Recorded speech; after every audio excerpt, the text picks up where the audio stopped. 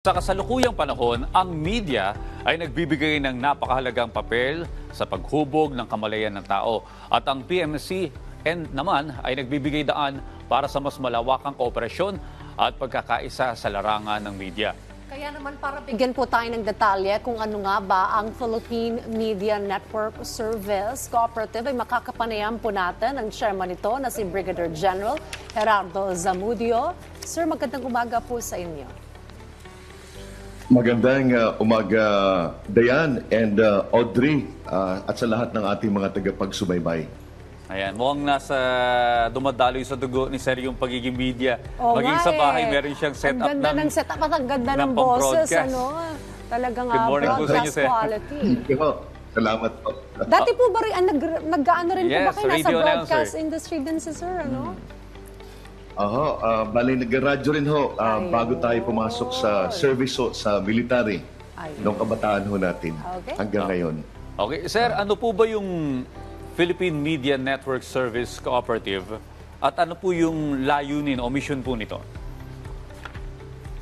Yung Philippine Media Network Service Cooperative ho ay naitayo ng mga nasa industriya din ho ng media.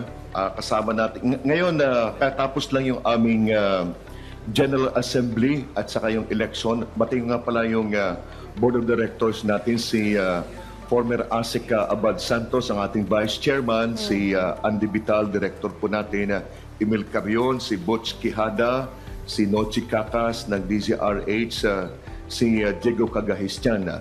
At ito pong aming ating pong Philippine Media Network Service Cooperative ho ay naitayo ho naitayo dahil po sa lumalaking kooperatiba sa ating bansa. Sa ngayon ho ay meron tayong more than 20,000 na hong kooperatiba sa buong Pilipinas.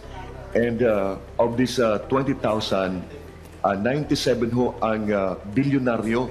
At napakarami pong mga kwento at mga nangyayari po dito sa loob ng kooperatiba na gusto po namin na maging partner para po sa pag-convey nitong mga magandang story na ito. Sapagkat yung konsepto ho ng kooperatiba ay napakaganda. Very inclusive yung kanyang epekto sa ating ekonomiya. Dahil sa maliliit kayo ay pwede kayong magtipon-tipon at pwede kayong magtayo ng negosyo sa magitan ng kooperatiba. At ito ay yung ginawa ng ating Philippine Media Network Service Cooperative na ang intensyon natin ay buuin natin i-organize natin yung mga nasa media. Kasama na po yung mga retired natin na nagsilbi na rin po sa media industry. At ngayon, ang emerging ngayon ay yung tungkol po sa social media. So, plano namin na isama sila para maging katulong natin sa pag-provide ng media support doon sa napakagandang nangyari po sa loob ng co-op sector. Ba, maganda ito, ano? So, tayong mga nasa PTV, since we are also in this industry, pa pwede tayo dyan, Audrey. Ano at ang mga kasamahan natin dito? Actually, yung ibang board members nila, kasamahan natin dati dito sa PTV, kagaya ni Ginoong Emil Carion. Paano po ninyo Ilona, salamat natin. Okay. So, sir, paano? Real, that means the before. Paano po nagkaroon kayo ng ganitong idea to form such cooperative? At yung mga members po nito, ano po yung kanilang mga benefits na maari pong makuha being a member of such cooperative, sir?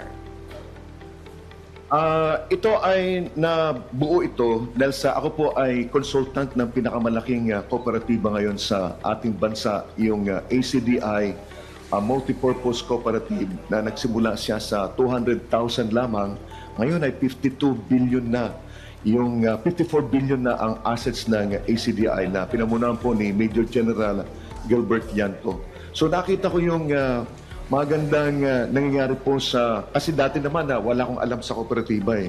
Pero nung makapasok po ako dito sa ACDI, nakita ko na ang lawak na pala ng kooperatiba sa bansa. At nakita ko na mayroong pangailangan sila ng media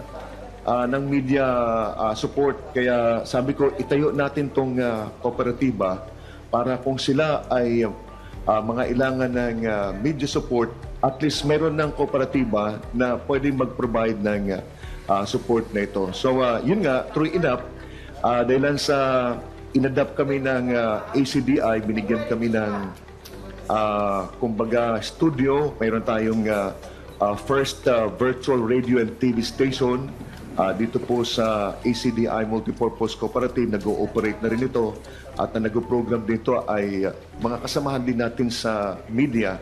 At ang pangalawa ay magtatayo din po ng dyaryo at kasama yung ating weekly na media forum at yung gaganapin natin na napakalaking media summit na ito po ay dadaluhan ng mga bloggers, mga vloggers, and community of influencers. Ngayon po itong November, and napakarami pa ho na mga activities na pinag-line up namin. Ito ang pagkukunan namin ng kita ng kooperatiba na yung kita nito ay ibabalik din po doon sa mga membro ng kooperatiba, Dayan and Audrey. Okay, sir, meron po ba kayong mga plano para sa pagpapalaganap pa ng media literacy sa mga mamamayan, lalo na ngayon, ano? Dahil sa social media, naglipanan na itong fake news, itong media literacy, importante, lalo na sa mga mamamayan. Meron po ba kayong planong linangin yung ating mga komunidad dyan, patungkol dyan? Mayroon na, Audrey, uunahin lang na actually kasama na yun doon sa program na gagawin ni Andy Vital at saka Kiko Flores. Kasama din po namin si Kiko Flores dito sa ating kooperatiba na gagawin ito ngayong buwan. Ito po yung training para sa news writing and news correspondence and awareness po sa ating media operations na ang isa sa mga objectives mo nito ay makita na maipakita yung kahalagahan ng paglaban po sa fake news. At ang mga attendees dito para ito ay magkaroon tayo ng force multipliers ay yung mga PIO din ho ng 20,000 na cooperatives all over the country, kasama yung mga tauhan ho ng ating Cooperative Development Authority na sila nang po ay all over the country, para sila ang makatulong natin na magpakalat tungkol ho sa kahalagahan ng pagbibigay ng tamang impormasyon. At dahil alam naman natin na sa ngayon, because of yung pagbukas ng technology, yung ating social media, ay kahit sino ay pwedeng maging reporter, maging conveyor ng impormasyon. So susundan natin yan doon sa Social Media Summit na maintindihan ng ating mga practitioners sa social media ang kahalagahan ng pagbibigay ng impormasyon. Kasi once nagbigay sila ng maling impormasyon, ang sinisira nila ay yung kanilang bansang Pilipinas, Audrey and Dayan. Okay. Correct.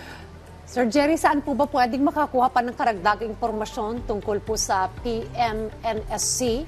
At paano po magiging member ito? Tsaka sino po ba yung mga qualified to be members of the cooperative, sir? Dayan, balik 1 month pa kami yung program namin, pero meron na kaming napakapayak pa lang yung aming website. Puntahan niyo lang po yung Philippine Media Network Service Cooperative at meron na po kami mga impormasyon doon na malalaman po ninyo. At pangalawa ho is pwede kaming puntahan dito sa ACDI Multipurpose Cooperative at doon po sa gustong mag-join ay pwede po kaming puntahan doon sa aming website. Meron po kaming form na pwede nyo pong fill upan doon. At kapag kayo naman po ay taga-media talaga and ngayon ay nasa social media, na isasama na rin po natin doon sa membership na network ng ating kooperatiba, ay kasama na po kayo doon. Qualified po kayo.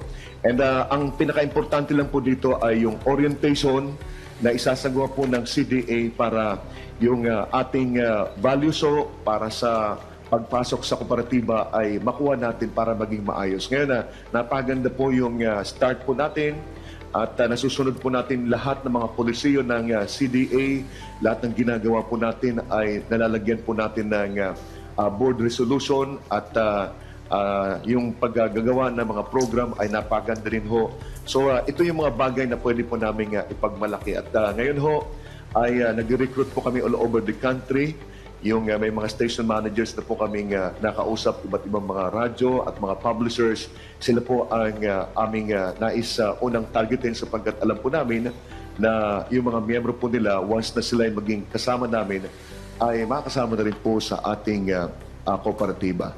Yun lang po, Dayan and Audrey. Well, naway lumawak pa no yung kanilang kooperatiba at mas dumami yung mga miyembro nilang media practitioner. Maraming salamat po sa pagbibigay ng detalye sa amin patungkol sa Philippine Media Cooperative Network. Brigadier General Gerardo Zamudio. Muli maraming salamat po at ingat po tayo lagi.